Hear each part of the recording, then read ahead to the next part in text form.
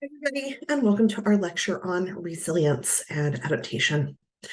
We're wrapping up the class with these concepts because this is our path forward. How do we deal with the underlying issues of increased fire? How do we think through making the world a better place, making fire our friend, more manageable, more expected?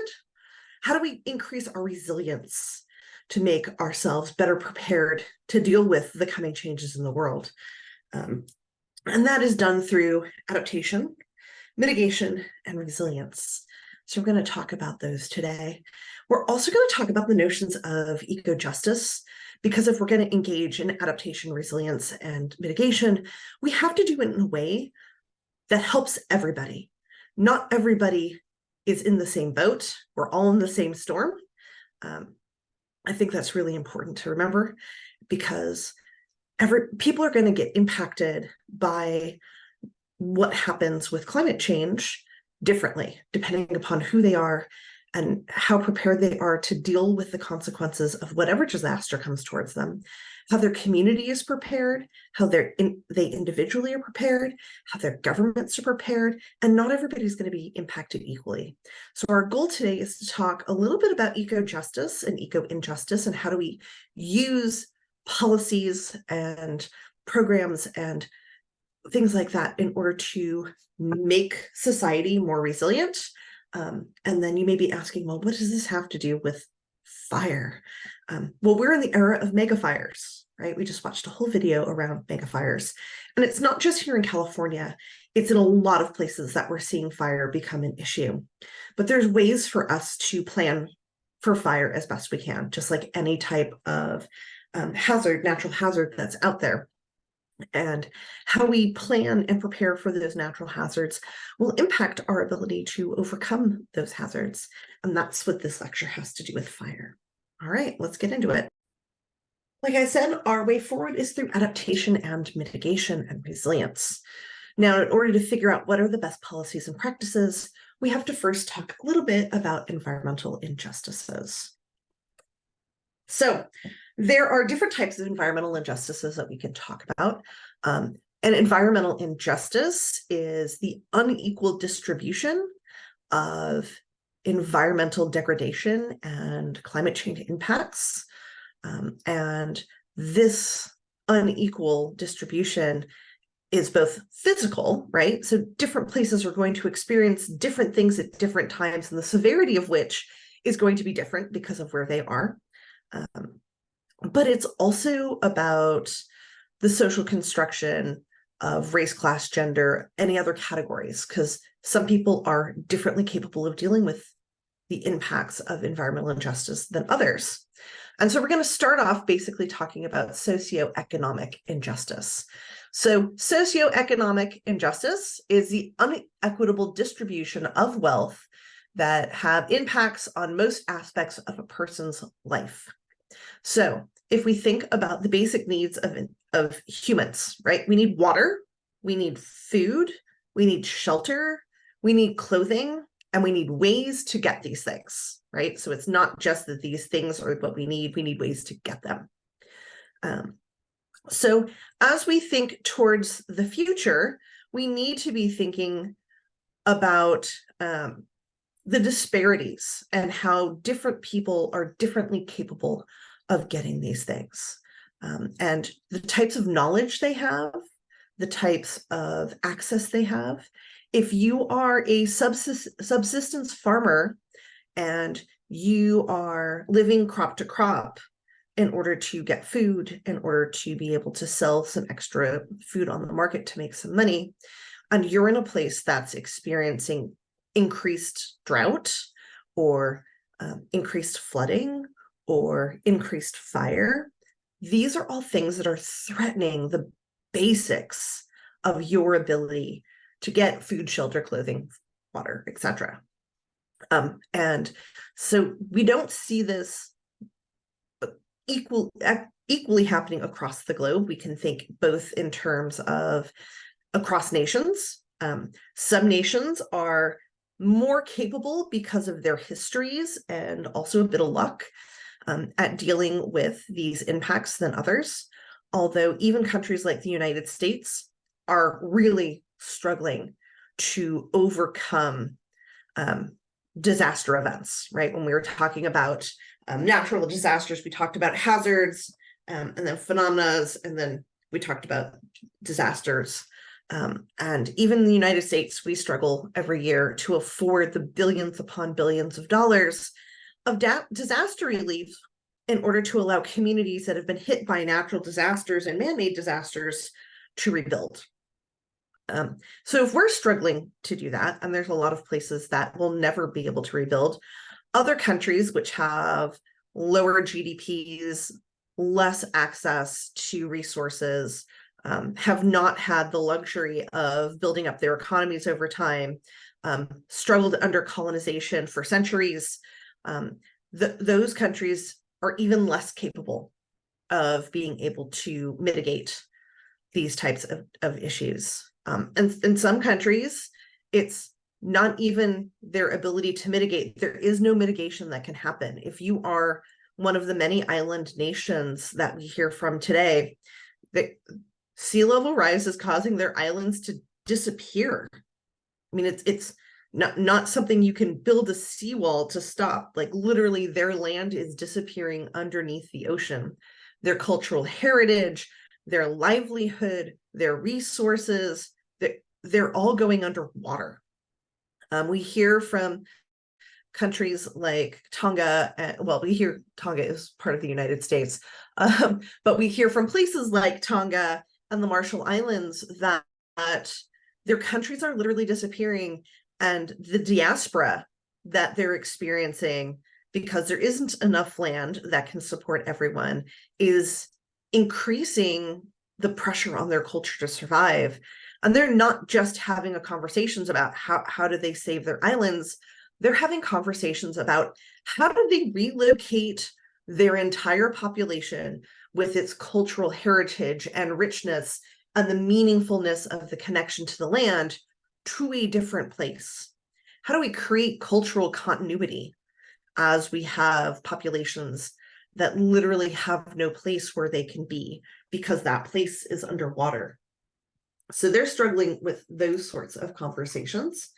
And so part of this discussion around equitable distribution of wealth is having the countries, and this is something that we've seen as a discussion at a number of the climate conferences that have been happening, including the most recent ones.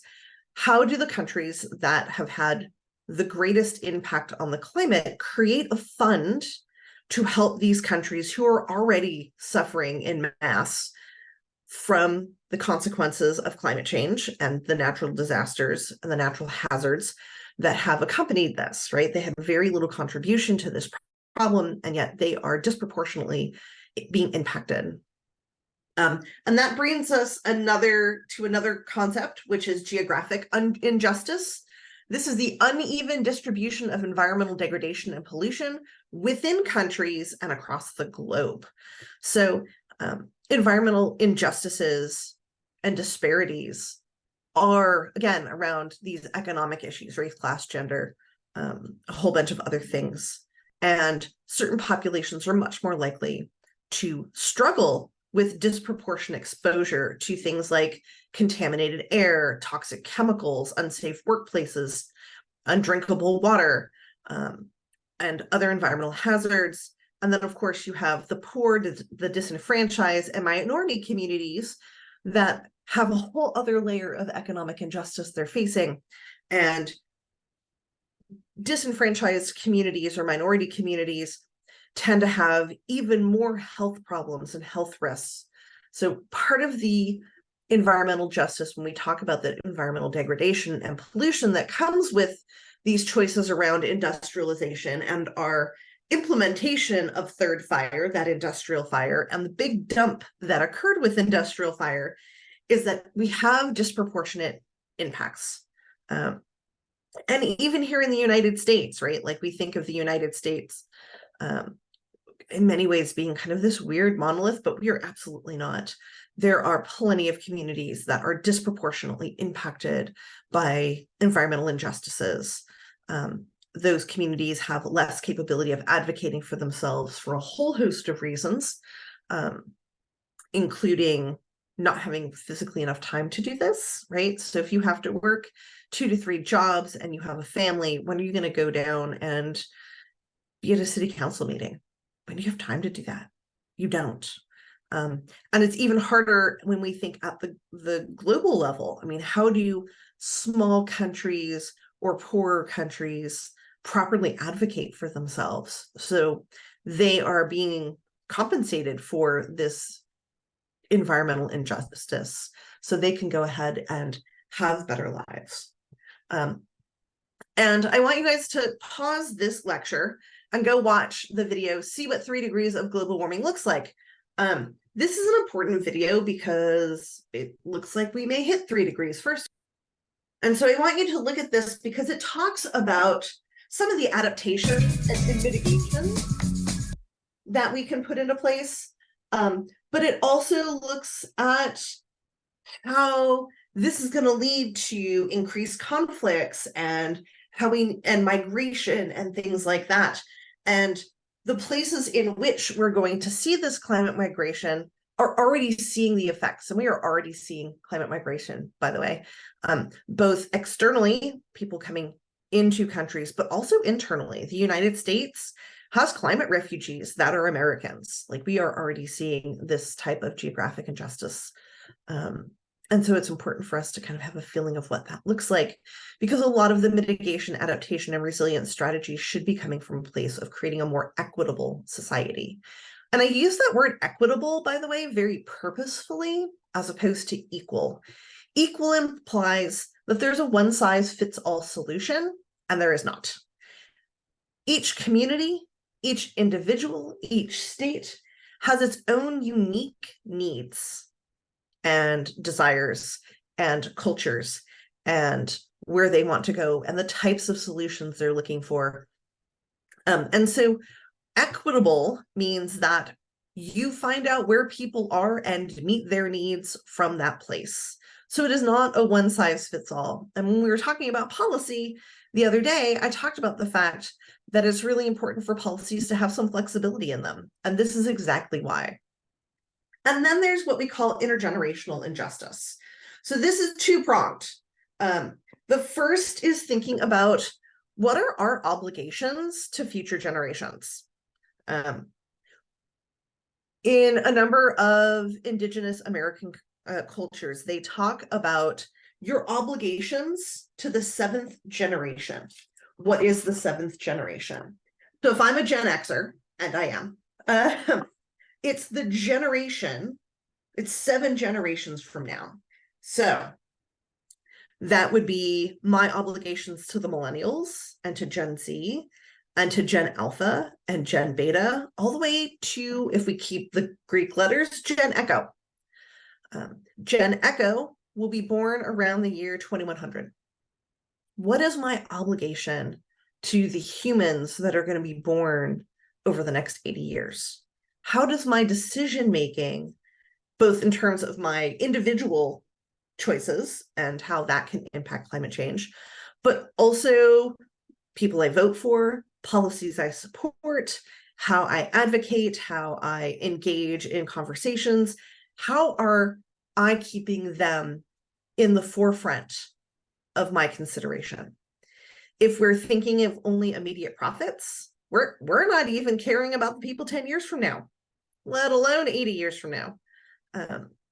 So this idea of intergenerational injustice is thinking about the idea of what are my obligations to the future and how do we make good decisions based on them?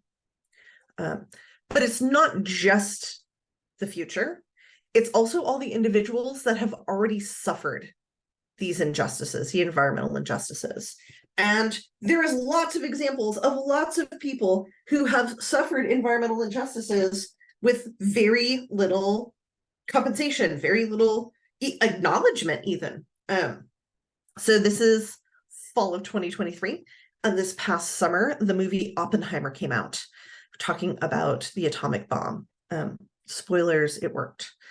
But What we didn't hear about in that film, and one of the critiques I keep seeing popped up, is about all the individuals who were directly impacted, particularly the indigenous communities in New Mexico and in all the places, by the way, where where the bomb was being developed, as well as the voices of those who were directly impacted by the bombs themselves, both the Japanese, as well as all the individuals in the island states where a lot of our testing took place, and also the people of Nevada, right? We did a lot of testing in Nevada. What about those people? And well, that's one of the big critiques of Oppenheimer. My pushback on that is Oppenheimer is not the time or the place for that. Those people deserve more than being a short side plot, right? They deserve their own stories to be told. Their stories are important, and we need to get on telling those stories. And they should be the ones telling their stories. And it should be from their perspective, not the perspective of Oppenheimer. But I think being aware of those and not just what happened to those individuals, how those events impacted their kids and their grandkids. So y'all are the age of their grandkids. And when this happened in the 1940s and 50s, there was a lot of debris that came from these explosions, but nobody told the indigenous communities what this stuff was. So the blast would be so hot that and so radioactive that it would melt sand into glass, but this glass is radioactive. And these people are going out picking up this cool glass and nobody tells them it's radioactive. And we see much higher cancer rates. Well, what does it mean when you have significantly higher cancer rates in those communities, particularly in those children, right? So those are the Gen Xers, right, out there, and the late boomers out there playing with this radioactive glass, but also their parents and grandparents are passing away from cancers, and they get cancers, and how does that impact their children and their communities? And so you can see how this generational impact can play out. So when we think about environmental justice, we need to think about the socioeconomic injustices, the geographic injustices, and the intergenerational injustices. And part of thinking through good mitigation, resilience, and adaptation is thinking through how do we understand social vulnerabilities? Because more vulnerable populations are less likely to be able to advocate for themselves, less likely to be resilient and adaptive, and more likely to have exposure. So let's talk about this for a second. So exposure is just what it sounds like. It is the odds of you being exposed to a hazard. Communities that are capable of advocating for themselves are much less likely to be exposed because they are much more likely to be able to send hazardous projects to more vulnerable communities. They have time. It makes a big difference if you have time to go out and protest and complain and get these things out of your community. So they're much less likely to be exposed. We can also think through the idea of sensitivity. So how sensitive are these communities to this? Usually we have not just one exposure, we tend to have a piling on in these communities. So you have this kind of collective. Also, some groups are much more vulnerable to these hazards than others. The very old or the very young, those who have challenges, those who are poor, those who are in disadvantaged groups are usually more vulnerable than those in a majority group or a better educated or a native language speaker. Women are also particularly more vulnerable because they end up spending more time and effort on caregiving, both to parents, children, and the sick. And generally, because those populations are more vulnerable, women also become more vulnerable. And we can kind of map out some of this stuff. There is a really great map here that we're going to take a second to explore.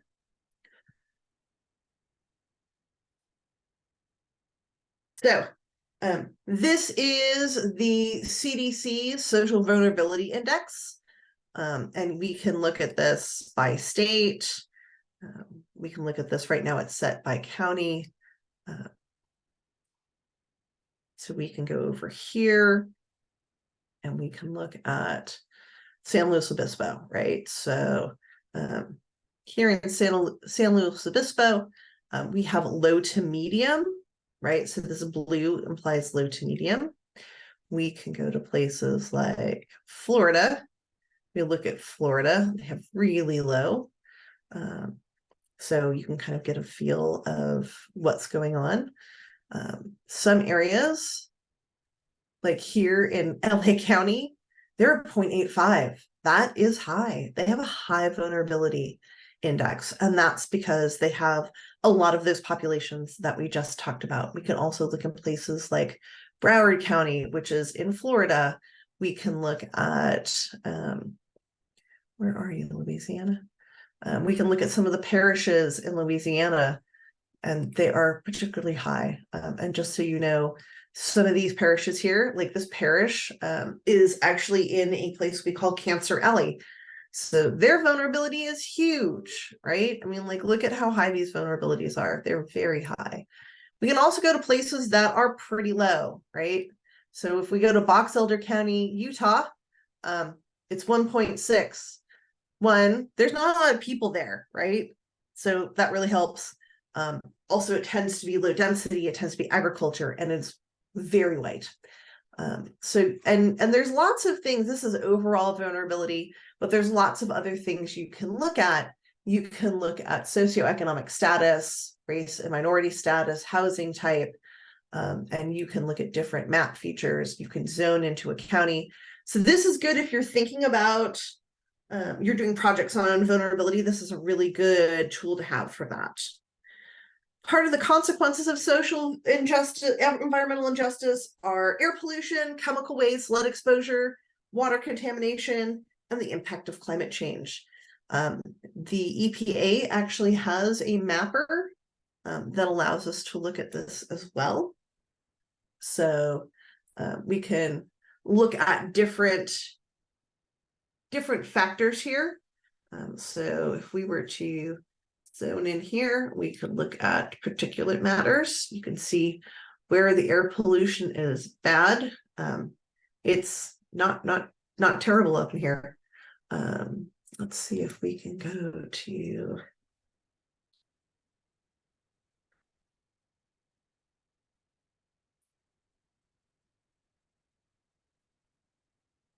let's look in San Luis Obispo County. We'll just kind of go in there. Traffic proximities, you can see where 101 is. Underground storage tanks. We have a few. This is where the ExxonMobil, up in here, this is ExxonMobil. We can look at hazardous waste. Looking at you, Santa Maria and Oceano. We can look at pollution scores. So Superfund proximities. Woohoo! We do not live near a Superfund site. That's a good thing. We can look at over the age of 65, right? So we actually have huge populations of seniors in this area. This is one of the big retirement places. So lots of people from the Bay Area and LA come to retire here. And so you can see where the retirees went. They went here. We can also look at low income. We do not have as much low income because most of the people that live here are retired. We also don't have a very high population of minorities. We can look at limited English speakers, right? This is a big farming community, huge farming community out over here. Under the age of 5, Arroyo Grande has a pretty youthful population. And then we can look at health disparities, right? So where is our heart disease? And then we can look at things like cancer, like where is our cancer? So this is a really good indicator if you're looking at how do we map out the disparities in a population? How do we look at these consequences? There's good data on this stuff. So it's important for us when we're thinking through what are the proper mitigation policies? What are the proper resilience policies and what are the proper adaptation policies, we look at who the population is that we're trying to target and what it is that they need. And so, for example, in the United States, the oil and gas industry release about 9 million tons of methane gas and other toxic chemicals into the atmosphere annually. And that includes here. We happen to know that minority populations, including Black and Brown persons, as well as those of low-income communities, are disproportionately affected by the air pollution that occurs from this. And this is a picture of a bad day in LA, by the way. And we know that this has to do with both socioeconomic injustices as well as intergenerational injustices that have occurred. And the population being exposed to things like poor air quality can have horrible effects. Approximately 13% of African American children suffer from asthma compared to only 7% of white children. And that's because Black and Brown communities are much more likely to be located in hazardous areas. They're also much more likely to be vulnerable to things like hot days and drought, and not have the income to pay for things like air conditioning. Air conditioning is expensive. That's a lot of power you've got to draw for an air conditioner. So that can have a lot of direct effects on their health. So some of the impacts that we can talk about from environmental injustice, health problems proven to correlate with environmental settings include asthma, obesity, lead poisoning, cancers, lung cancer in particular, diabetes, and mental health problems. We know that in these same areas, there's inadequate access to healthcare and preventative care. And there's also a lack of affordability. Like people can't afford to go to the doctor. And if you can't afford to go to the doctor, you're much less likely to take care of a problem before it becomes a crisis. We know that there's a lot of food deserts, so they lack access to healthy foods. The only foods that a lot of communities have available to them come out of convenience stores. And of course, there's a lack of safe places for children to play. One of the big complaints that we hear all the time is that children aren't out playing enough. And it's like, have you looked at the spaces you've created in these built environments for children to play in? They're not inviting.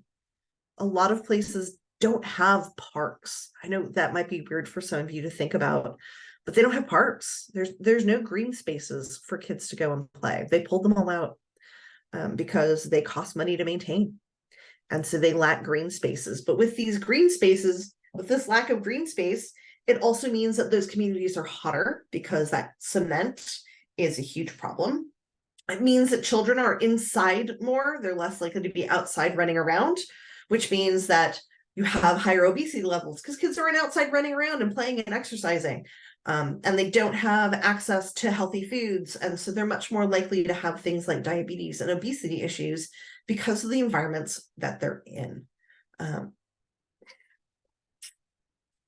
And part of this inequality leads to things like heightened crime and over-policing. I can't tell you enough how much over-policing adds to these problems. And of course, one of the ways that you can advocate for yourself is through voting, right? So voting in people into positions of power that are going to advocate for your best interests.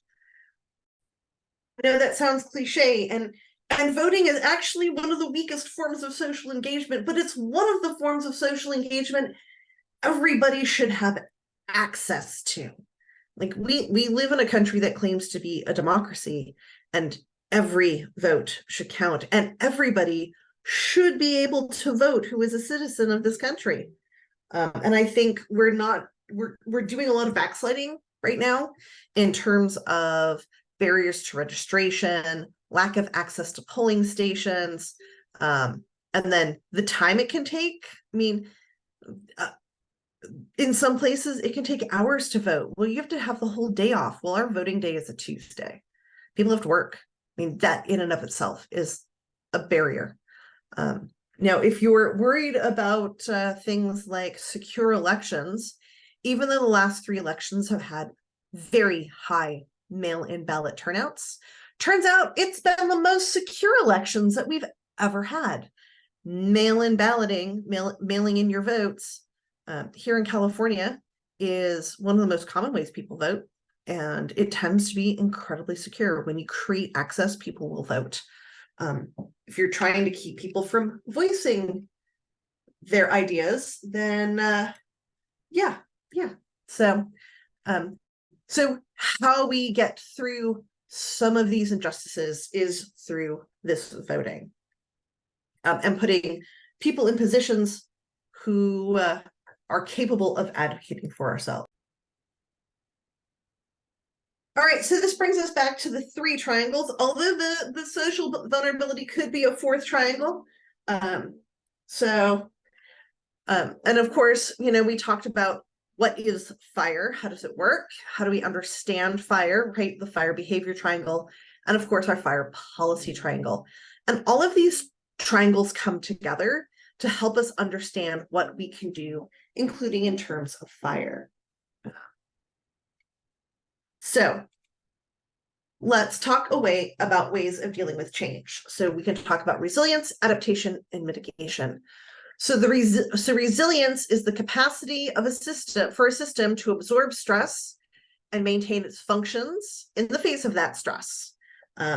When we're talking about an ecosystem, we can talk about how well that ecosystem bounces back to its pre-disturbance state after a major disturbance, right? So if we have fire in a forest, how well does that fire recover back into a forest, right? So that's one way we can think about it in terms of fire. So the second is adaptation, adjusting to the actual or expected impacts. And this is anticipating adverse effects and taking appropriate actions to minimize the damage, taking advantage of opportunities that may arise.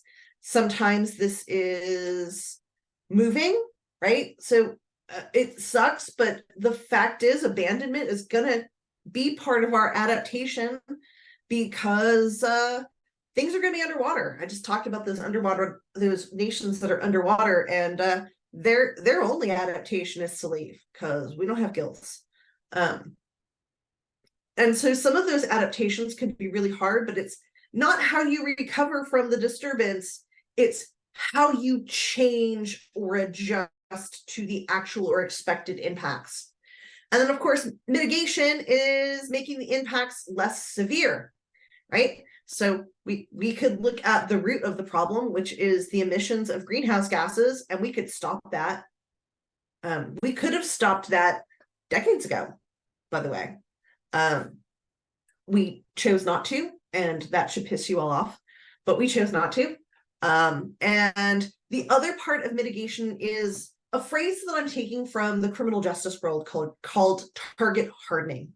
So this is when we talk in crimland, the idea we usually talk about in terms of property crime, and how do you make a property less vulnerable for crime, right? So you might have an alarm, you might have a dog, you might have cameras, you might have all these things that make that property more difficult to be the victim of crime. Well, we can think of this same sort of thing when we think through how do we mitigate things in the future, right? So we can have fire resistant building codes where we're using the types of supplies to build structures that are more resistant to fire. We can have policies and laws about how much space around a structure you need in order to reduce their vulnerability to fire. We can talk about how we create infrastructure that would help with this. We can talk about how to, how do we actually help the forests be healthier? Like, what do we need to do? So mitigation, that's what mitigation is.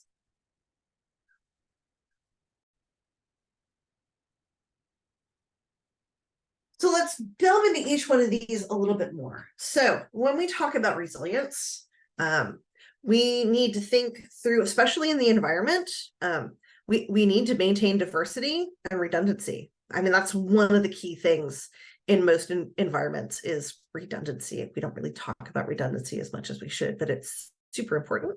And diversity. We need to have diversity is good for us, both in terms of our ecosystem and keeping the diversity healthy, because we need diverse ecosystems to rely on, but also in terms of our society. We are richer if we are diverse. We need continued and managed connectivity. So we need our ability to communicate with each other effectively, a return to the level of function that was present before the disturbance. This one's really hard when we talk about disasters, because a lot of places don't have the capacity to return to what it was before. We don't have the money. We don't have the time. It takes a long time.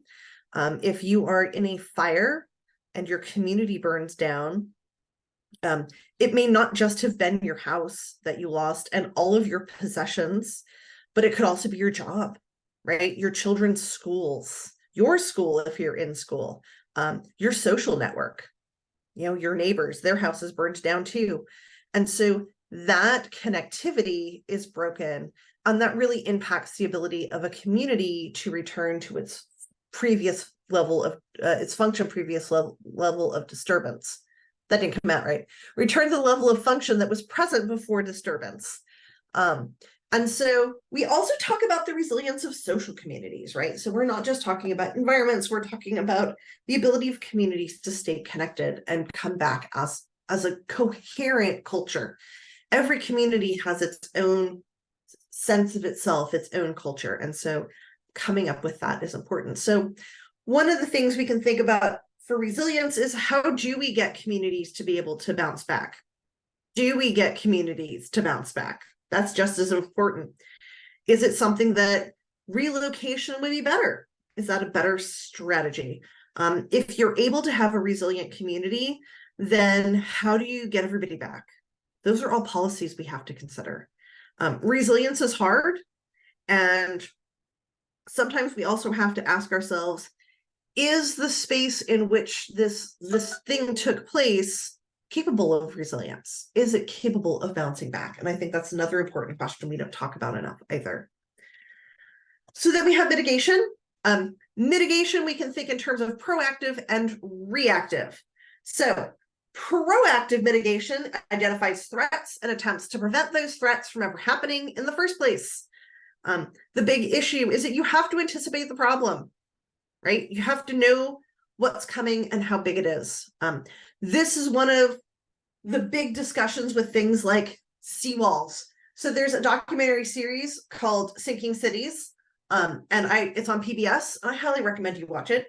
And a lot of these big cities like New York and Miami, they're like, oh, we're just going to build a big seawall and that'll keep the ocean out. Well, Japan has amazing seawalls. Like they're on it. They're like way ahead of most other places when you're thinking through climate resiliency and mitigation policies. Only what they found out is that their seawalls are good for the past. They are not good for the future. But to build their seawalls any bigger actually gives people a false sense of security. And this is one of the big issues that happened with the Fukushima disaster. There was a big earthquake, and then there was a big tsunami that followed pretty shortly after.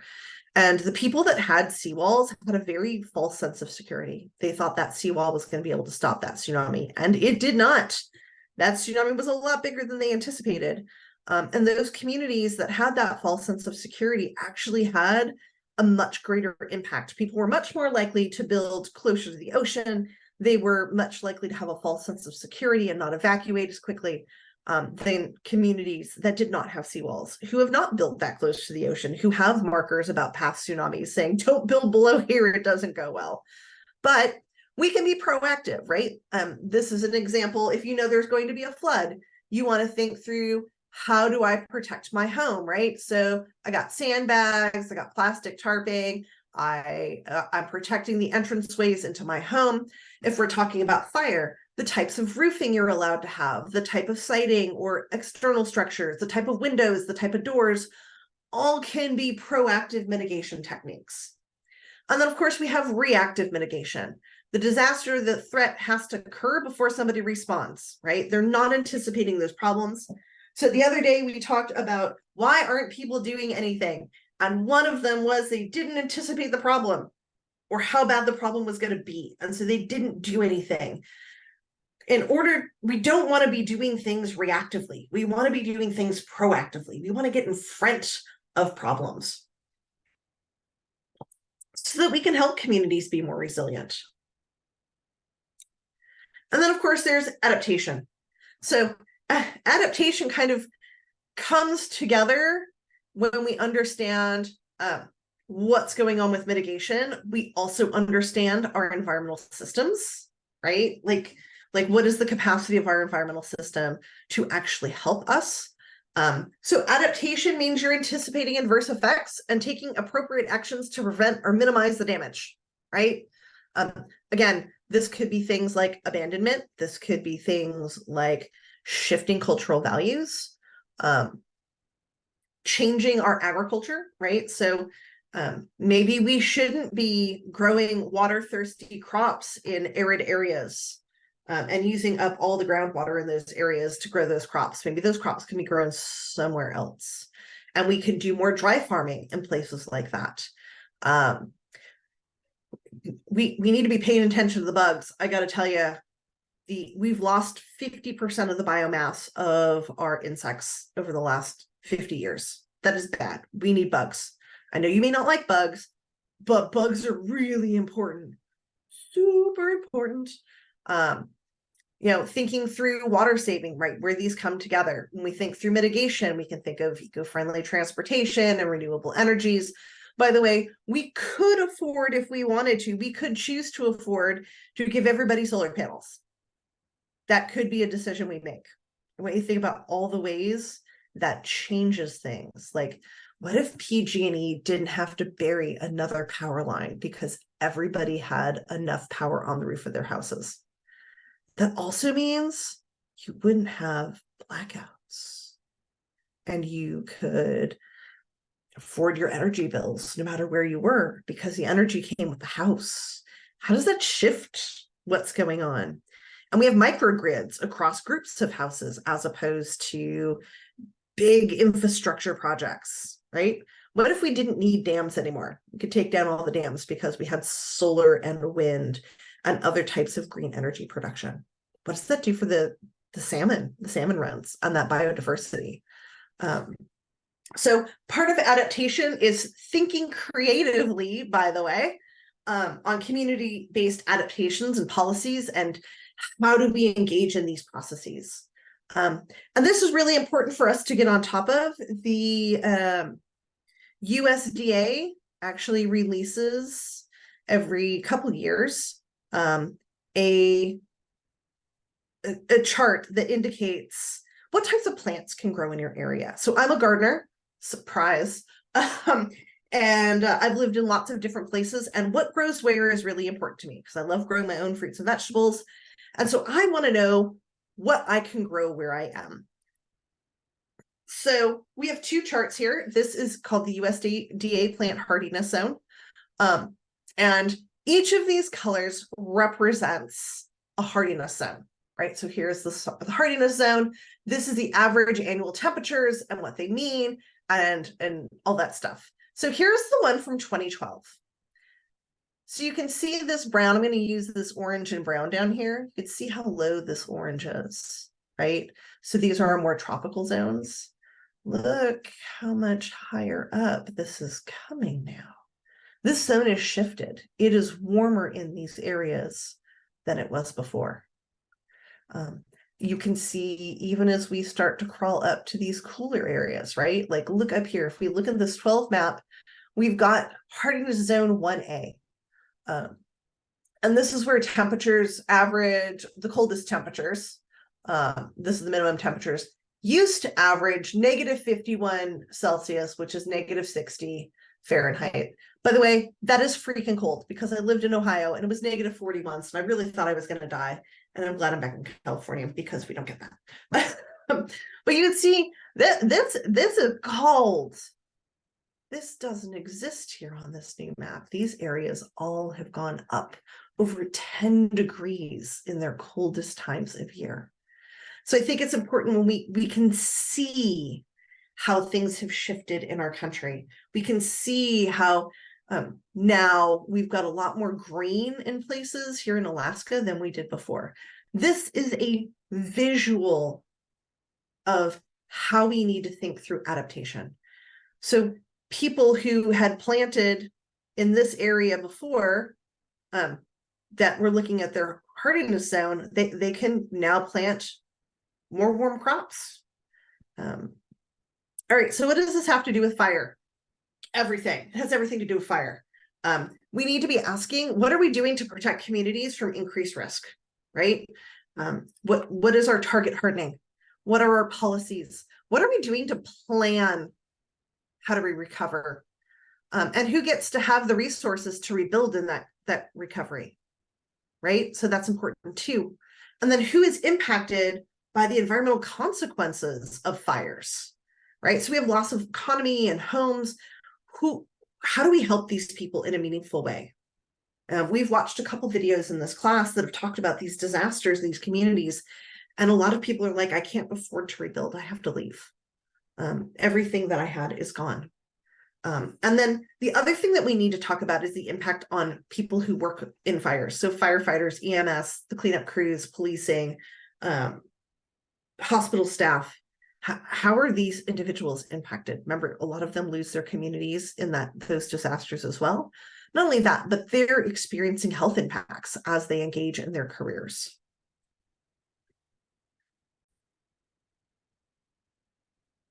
All right, so I wanted to give you some resources that you can also use. We've talked about the vulnerability index and things like that, but there's also a lot of resources we can look at to kind of think through what are some of the solutions we can implement. One of my favorite is Project Drawdown. Let's see, let me open this up. They have tons and tons and tons of ideas on Project Drawdown.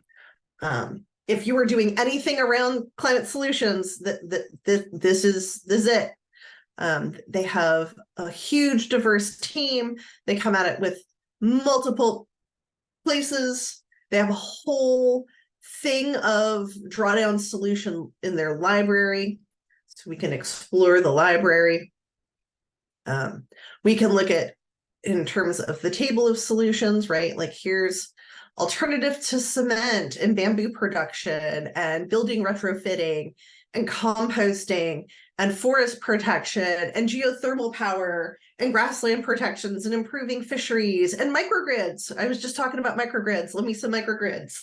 And all these different ways that we can implement little things at a time. We don't have to do big, huge things. I mean, big, huge things would be great, but most of us feel like we just don't have the power to do that. So these have lots and lots of different ideas that you can look at, and you can think in terms of the different scenarios and everything like that, how much you can actually save. And so a lot of these can impact fire, clean cooking, right? This is a huge issue in a lot of places, is cooking food, right? Humans evolved to eat cooked food. It is super important to us. But a lot of middle and low income houses usually use these open fire either cook stoves or these in-home gas stoves. And this has huge health implications. And here's ways that we can think through clean cooking. This reduces carbon dioxide. It also reduces carbon monoxide poisoning, fire in the homes, etc. Right? So I encourage you to look at Project Drawdown for potential solutions. They have great, great, great ideas. The Nature Conservancy also has a lot of awesome ideas. One of the things that they have that I really love is data. They have lots of data. I love looking at some really awesome data. So thinking about crop footprints, right? When we talk about how do we reduce greenhouse gases and how do we have healthy forests, well, we have to have forests. And part of this is thinking through how do we reclaim that land for longer sequestration, but also how do we eat, right? Got to eat. So this is a good tool one tool to think about that. They've got how to accelerate environmentally and socially driven clean energy and water, and our water protection atlas, and planting healthy air, right? We think through how do we create healthier cities and communities that are healthier for everybody, that's going to help reduce the risk of fire. We can think through planting air. We can think through forest solutions. We can think through urban footprints, right? And water footprints, and creating resilient communities. And so they have lots of tools that are looking at resilient lands in the United States. So there's lots of awesome tools here as well. And then every year, NASA holds a what they call the NASA Space Apps Challenge. And this crowdsources ideas. So they get people together all over the planet to figure out what are the challenges and how do we come up with creative solutions. We can look at our global finalists here. So they're from all over the world. They have a particular problem they were looking at, and then they came up with a particular solution. So this one was about being a space geologist. This one is about planet tourism, space biology. So Space Apps is an awesome opportunity. It usually happens in the spring. It happens all over the place. And so, yeah, this is something that you can easily do as well. And there's really amazing solutions that come out of this. These are just some of the solutions. This has been going on for about a decade, and so they have tons of different space apps that you can look at. And I would highly recommend you get a team and do a hackathon. It's awesome. And they come up with problems. Let's see. Let's see. I'm trying to figure out if I can find their. Nope, they don't have this year's up already. But I've seen them do, so I've been involved in space apps, and they've done things like, how do we track deforestation? And reforestation? How do we track the effectiveness of water resource use? Like, they're asking the world to crowdsource ideas. And so they usually have some really amazing ideas and opportunities for you to participate, by the way. It's not just passive. You can go be part of this. And then the Natural Defense Resource Council also has a ton of really good solutions. So here is thinking about, right now they're focusing on ending our reliance on fossil fuels, but you can look at sustainable buildings, better forest management, and agriculture, right? So finding that balance between forest and food, right? Like, we can figure out how to do both. I think that's really important when we think in terms of forest fires, right? Like, part of our reason for fire suppression is we've always looked at the forest as a resource for us to utilize as opposed to an ecosystem we need to prioritize. And so this is saying, we can have a little bit of both.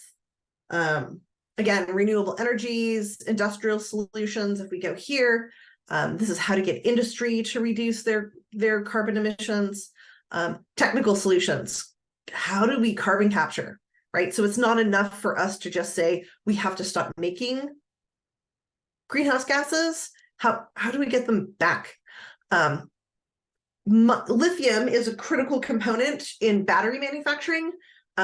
I have just been seeing some new tech that's talking about a salt-based battery being just as effective as lithium. Salt is a lot easier to get a hold of because we have an ocean full of it. And so we can figure out these different ways that we can do some of these technical solutions, which again will impact us. We'll have cleaner air, cleaner lives, less destructive fire, and maybe we can think through better ways to engage in more constructive fires. solutions that we can look at in order to have mitigation and resilience and adaptation in order to deal with fire in our lives. We can figure out better ways to cook our food, better ways to engage with industry and our industrial needs, and ways to clean up our planet so we reduce our mega fires, because mega fires aren't going anywhere. At the rate we're going, they're just going to get bigger. So we really have to think through, how do we create communities that are resilient? How do we create communities that have mitigated as much as they can? Who's going to fund them? How do we make sure that these solutions are equitable across everybody? And how do we just create a better tomorrow? And it's out there. That information is there. So when we think through, humans are fire creatures, and we have revolutionized and radically altered this planet. But that doesn't mean we can't radically alter this planet for the better. We can use our knowledge of fire to make things better. We can figure out ways, to create a fourth fire, right? Like we talk about third fire being an industrial fire. Well, maybe we can create a fourth fire, a post-industrial fire, where the way that we energize ourselves is not reliant on fire, is reliant on something else. And our fires can be used in ways that are helpful and rather than destructive. So that's it for adaptation and mitigation and resilience. And I hope you guys found some resources that can be really helpful, that you can see that we can make some of these changes. Like we are capable as a species of making these changes. And we can come together and decide enough is enough. And we really want to have a better future. And that future is absolutely possible. We are ingenious as a species. We can figure this out. So, all right, everybody, have a good one.